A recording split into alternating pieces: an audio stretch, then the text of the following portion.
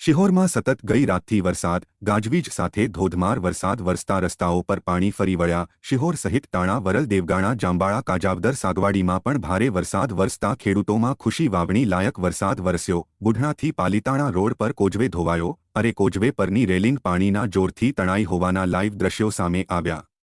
શિહોર સુરકાના દરવાજા પાસે ગોઠણ સમા પાણી ભરાયા। શિહોરથી ટાણા જતા રોડ પર ટ્રાફિક જામના દ્રશ્યો સર્જાયા।